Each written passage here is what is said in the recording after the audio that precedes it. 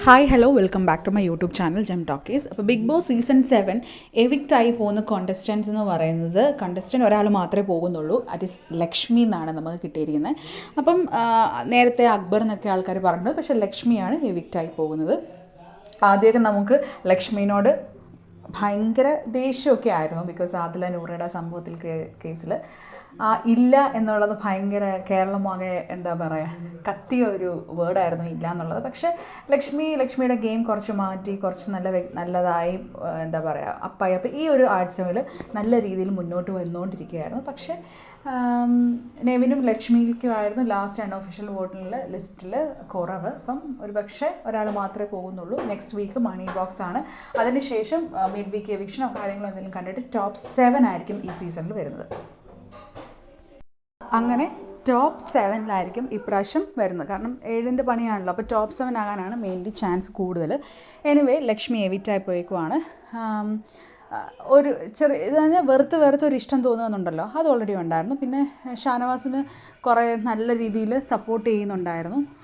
ആദില നൂറയുടെയൊക്കെ ഇന്നലത്തെ secret ടാസ്കിലാണെങ്കിലും Shanavas കൊളവാക്കിയ secret ടാസ്കിൽ ഇവരെല്ലാം ഉണ്ടായിരുന്നു. അപ്പോൾ ഇവരെല്ലാം കൂട്ടുപിടിച്ച് തന്നെയാണ് ഷാനവാസ് ഈ ടാസ്ക് ഗംഭീരമാക്കിയത്. അപ്പം ലക്ഷ്മിയുടെ ഓൾറെഡി ഒരു ഇഷ്ടം എല്ലാവർക്കും ഉണ്ടായിരുന്നു. ലക്ഷ്മി പോവരുത് എന്ന് വിചാരിക്കുന്ന ആൾക്കാരും ഉണ്ടായിരുന്നു കേട്ടോ. ആ ടൈമിൽ ലക്ഷ്മി പോകണം എന്ന് വിചാരിച്ച് ലക്ഷ്മി പോയില്ല. ഇനിയിപ്പോൾ ഇത്രയും ദിവസം ലക്ഷ്മിക്ക് നിൽക്കാൻ പറ്റി. നെവിന് ഓൾറെഡി വോട്ട് കുറവായിരുന്നു. നെവിന് കുറേ പേരിങ്ങനെ വോട്ട് കൂട്ടി അതായത് പുറത്തിറങ്ങിയ കണ്ടസ്റ്റൻസിന് നെവിനെ ഭയങ്കര ഇഷ്ടമായത് കാരണം അവന് വോട്ട് കൂടുതൽ വന്ന് കാണുമായിരിക്കും. പിന്നെ ഈ അൺഒഫീഷ്യൽ വോട്ടിങ്ങിൽ നമ്മൾ ഒത്തിരി വിശ്വസിക്കാൻ പാടില്ല. ഓക്കെ, അങ്ങനെ ലക്ഷ്മിയാണ് എവിക്റ്റായി പോയേക്കുന്നത്. നമുക്ക് ഇന്നത്തെ എപ്പിസോഡിലായിരിക്കണം എന്നില്ല, നമ്മുടെ സൺഡേ എപ്പിസോഡിലായിരിക്കും ലക്ഷ്മി പോകുന്നത്.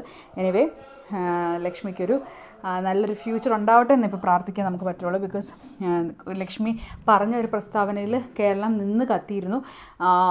ഒരുപാട് തെറിവിളികളൊക്കെ ആക്ഷേപങ്ങളൊക്കെ ലക്ഷ്മിക്കുണ്ട്. ആൻഡ് സെയിം തിങ് ഒനീലിൻ്റെ കേസിലാണെങ്കിലും ഒനീൽ ഇതുവരെ അത് വിട്ടിട്ടില്ല. കഴിഞ്ഞ കാര്യങ്ങൾ പുറത്ത് വന്ന് എന്തോ കേസ് കൊടുക്കും എന്നൊക്കെ പറയുന്നുണ്ട്. ഓക്കെ, അത് അവരുടെയൊക്കെ പേഴ്സണൽ തിങ്ങാണ്. എനിവേ ഇതൊരു ഷോ ആണ്. ഷോയിൽ എന്തായാലും എവിക്ഷനും കാര്യങ്ങളും ഒക്കെ ഉണ്ട്. പക്ഷേ ലക്ഷ്മിയുടെ സ്റ്റാൻഡ് വ്യക്തമായി പറയുന്ന ഒരു സ്ട്രോങ് കണ്ടസ്റ്റൻ്റ് ആയിരുന്നു. എനിവേ ലക്ഷ്മിക്ക് മുമ്പോട്ട് നല്ലൊരു ഫ്യൂച്ചർ ഉണ്ടാവട്ടെ, സിനിമകളും കാര്യങ്ങളൊക്കെ ഉണ്ടാവട്ടെ. എനിവേ ലക്ഷ്മിക്കൊരു ബ്രൈറ്റ് ഫ്യൂച്ചർ നമുക്ക് നേരാം, അതല്ലേ പറയാൻ പറ്റത്തുള്ളൂ. എനിവേ ലക്ഷ്മി ചെയ്ത ഒരു പോസിറ്റീവ് സൈഡും ഉണ്ട്. ഏറെക്കുറെ ലക്ഷ്മിക്ക് നെഗറ്റീവ് ആയിരുന്നു വന്നുകൊണ്ടിരുന്നത്. ഇല്ല എന്നുള്ള. പിന്നെ ഹോട്ടൽ ടാസ്ക് റിയാസ് വന്നതിന് പോയതിന് ശേഷമാണ് ലക്ഷ്മിക്ക് ഇത്രയും വോട്ടിംഗ് കൂടിയതും കാരണം മെയിൻ റീസൺ അതാണ്. ഈ ആഴ്ച ലക്ഷ്മി കൂടുതലും അനീഷും ഷാനവാസിനോടും ഒക്കെ കുറച്ചുകൂടെ ഇതായിട്ട് ബിഹേവ് ചെയ്തു. പിന്നെ വന്ന കണ്ടസ്റ്റൻസ് നല്ല സ്ട്രോങ് ആയിട്ടുള്ള കണ്ടസ്റ്റൻസാണ് ഇപ്രാവശ്യം വോട്ടിങ്ങിൽ നോമിനേഷനിൽ വന്നിരുന്നത്.